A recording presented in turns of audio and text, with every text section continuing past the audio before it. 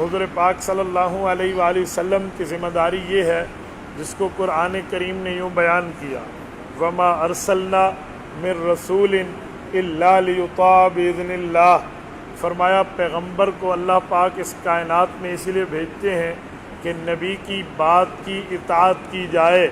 نبی پاک کی بات کو مانا جائے۔ اللہ رب العزت اسی لیے بھیجتے ہیں تاکہ نبی کی بات کو امت تسلیم کر لے، اور یہ اللہ تعالیٰ کا حکم ہے، وَمَا أَرْسَلْنَا مِن رَّسُولٍ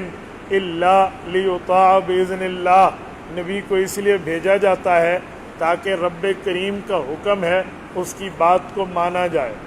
وَلَوْ أَنَّهُمْ إِذ ظَلَمُوا أَنفُسَهُمْ جَاءُوكَ فَاسْتَغْفَرُوا اللَّهَ وَاسْتَغْفَرَ لَهُمُ الرَّسُولُ لَوَجَدُوا اللَّهَ تَوَّابًا رَحِيمًا۔ رسول اللہ صلی اللہ علیہ وآلہ وسلم کی ذمہ داری یہ ہے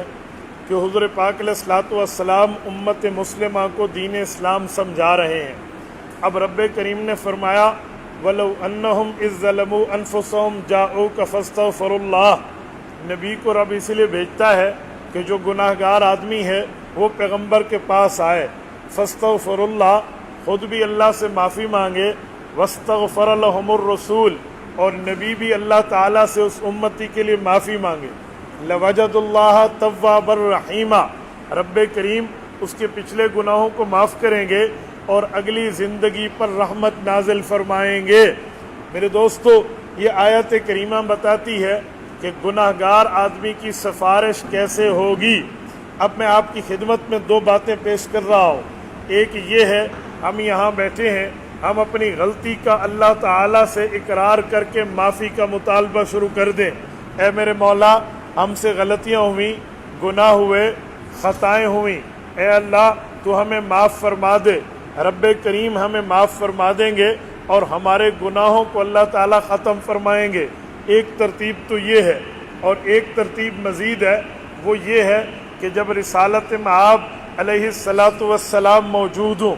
کوئی آدمی غلطی کر بیٹھے تو اس کی معافی کا طریقہ یہ ہے، اللہ کا قرآن کہتا ہے وَلَوْ أَنَّهُمْ إِذ ظَلَمُوا أَنفُسَهُمْ جَاءُوكَ، وہ آدمی خود آئے پیغمبر علیہ السلام کی دربار میں، جاؤکا نبی کے پاس آئے، فاستغفر اللہ، خود بھی اللہ سے معافی مانگے، واستغفر لهم الرسول، اور نبی پاک بھی اللہ تعالیٰ سے یہ بات کہیں میرے مولا اس کی معافی کو قبول کر لے، تو قرآن کریم کہتا ہے لَوَجَدُوا اللَّهَ تَوَّابًا رَحِيمًا، اللہ پاک اس کی معافی کو قبول بھی کریں گے اور اللہ تعالیٰ اس کی اگلی زندگی پر رحمت بھی کریں گے۔ اس سے ایک بات سمجھ آتی ہے کہ گناہ گار آدمی خود بھی معافی مانگے اور نبی پاک کے دربار میں آ کر نبی پاک کو بھی عرض کرے کہ آپ بھی اللہ تعالیٰ سے میرے لیے معافی مانگیں۔ اب یہ آیت کریمہ تو 1400 سال سے قرآن کریم میں ہے۔ مولانا مفتی محمد شفیع رحمہ اللہ آپ کے کراچی سے ہیں، مفتی اعظم پاکستان ہیں۔ معارف القرآن جو ان کی مشہور زمانہ اردو زبان میں تفسیر قرآن ہے، اس کی دوسری جلد اٹھائیں، صفحہ نمبر 460 اٹھائیں۔ مفتی شفیع رحمہ اللہ نے حضرت امام آلوسی کے واسطے سے بحر المحیط کے حوالے سے ایک روایت کو ذکر کیا ہے۔ تفسیر بحر المحیط میں امام ابو الحیان اندلسی، ساری امام آلوسی نہیں، امام اندلسی رحمہ اللہ کے حوالے سے اس تفسیر کو ذکر کیا ہے، اور یہی بات کنز الامال میں امام علاء الدین متقی نے نقل کی ہے، اور تقریباً اس سے ملتا جلتا مفہوم امام ابن کثیر نے تفسیر ابن کثیر پہ نقل کیا ہے، اور یہی تفسیر قاضی صلاح اللہ پانی پتی رحمہ اللہ نے تفسیر مظہری میں نقل کی ہے۔ امام سالبی نے الکشف والبیان تفسیر سالبی میں بھی اس کو جگہ دی ہے۔ یہ میں نے 8 کتابوں کا نام لیا تاکہ میں آپ کو اگلی بات سمجھا پاؤں۔ وہ بات کیا ہے؟ حضرت علی المرتضیٰ کی روایت ہے، حضور پاک علیہ الصلوۃ والسلام وفات پا گئے، رسالت مآب علیہ الصلوۃ والسلام جب قبر مبارک میں تشریف لے گئے، اللہ کی رسول کی وفات کو 3 دن گزرے،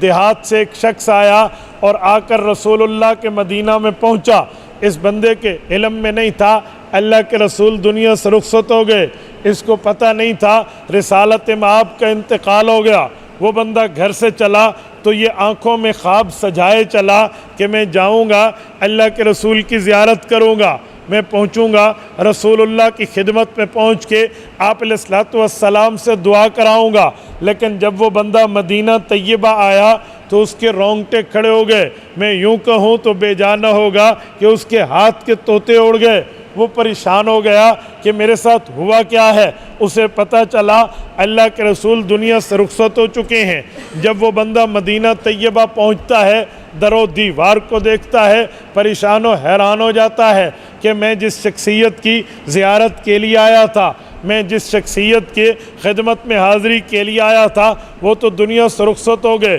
مفتی شفیع رحمہ اللہ اس روایت کو آگے لکھتے ہیں، فرمایا حضرت علی المرتضیٰ نے وہ آدمی پوچھتے پوچھاتے رسالت مآب علیہ الصلوۃ والسلام کی قبر مطہر کے پاس آیا اور آ کر ایک بات عرض کرنے لگا، کہنے لگا یا رسول اللہ وقد انزل اللہ فی کتابک المنزل ولو انہم اذ ظلموا انفسہم جاؤک فاستغفروا اللہ واستغفر لهم الرسول لوجدوا اللہ توابا رحیما۔ اے اللہ کے رسول، آپ پر اللہ نے قرآن نازل کیا ہے، آپ پر اللہ کی کتاب اتری ہے، اور اللہ نے اس کتاب میں فرمایا ہے وَلَوْ أَنَّهُمْ إِذْ ظَلَمُوا أَنفُسَهُمْ جَاءُوكَ، گناہگار آدمی اگر آپ کے پاس آئے فاستغفر اللہ، خود بھی معافی مانگے، واستغفر لهم الرسول، رسول اللہ بھی اللہ تعالیٰ سے اس کے لیے معافی مانگے، لَوَجَدُ اللَّهَ تَوَّابًا رَحِيمًا، اللہ اس کی توبہ بھی قبول کریں گے اور اللہ تعالیٰ اس کی آئندہ زندگی پر رحمت کریں گے۔ اور آگے یہ بات کر کے وہ اپنا حال دینے لگا، کہنے لگا جئتک مستغفرا لذنوبی ومستشفعا بک الی ربی ان یغفر لی ربی خطایایا۔ اے اللہ کے رسول، میں بھی اپنے گھر سے، اپنے علاقے سے، اپنے گاؤں سے آپ کی طرف سفر کر کے آیا ہوں تاکہ جو قرآن کہتا ہے امتی آئے، خود بھی معافی مانگے، نبی کو عرض کرے، نبی بھی اللہ سے مانگے، تو آپ بھی اللہ تعالیٰ سے مجھ گناہگار کی معافی مانگیے۔ ان یغفر لی ربی، اللہ تعالیٰ میرے بھی گناہ بخش دے۔ وہ بندہ یہ باتیں کر رہا ہے، حضرت علی المرتضیٰ فرماتے ہیں وہ اٹھ کے چلنے لگا، فنودیہ من قبر الشریف، حضور پاک علیہ السلام کی قبر سے اس آدمی کو خوشخبری ملی، انہو قد غفر لک، اے بندے خوش ہو جا، اللہ نے تیری مغفرت کر دی ہے۔ میرے دوستو، یہ آیت کریمہ اور اس حدیث پاک کی تشریح اور حضرت علی المرتضیٰ کا عمل ہمیں بہت کچھ سناتا، بتاتا، سمجھاتا نظر آتا ہے۔ سب سے پہلی اور بنیادی بات یہ ہے، اگر ہم نے گناہ کیے ہیں، غلطیاں کی ہیں، خطائیں کی ہیں، تو اللہ سے معافی مانگ لیں، اللہ تعالیٰ سے معافی مانگے، اللہ معاف کر دے گا۔ حدیث پاک میں ہے، رسالت مآب نے فرمایا التائب من الذنب کمن لا ذنب لہ، فرمایا ایک آدمی اپنے گناہ سے معافی توبہ کر لیتا ہے، معافی مانگ لیتا ہے، رب کریم فرشتوں کو کہہ کے اسے اس کیٹاگری میں ڈال دیتے ہیں جس آدمی نے گویا گناہ کیا ہی نہیں ہے۔ تو ہمیں چاہیے ہم اپنی غلطی کی معافی مانگ لیں، اور اگر اللہ توفیق دے ہم گناہگاروں کو ہم مدینہ طیبہ پہنچ جائیں، اللہ آپ تمام لوگوں کو لے جائے، اللہ آپ کی برکت سے ہمیں بھی لے جائے۔ جب آپ مدینہ طیبہ جائیں تو مدینہ طیبہ میں آپ حضور پاک کی خدمت میں سلام تو ویسے پیش کریں گے، درود تو ویسے پیش کریں گے، ساتھ یہ بھی کہہ دیں اے اللہ کے رسول، ہم بھی دور سے آئے ہیں، آپ کے پاس آئے ہیں، سلام پیش کرنے کے لیے آئے ہیں، اگر آپ ہماری اس معافی کی درخواست پر اللہ سے معافی مانگیں، حضور سے نہیں، اللہ سے معافی مانگ کے دے دیں، ہمارا بیڑا پار ہو جائے گا۔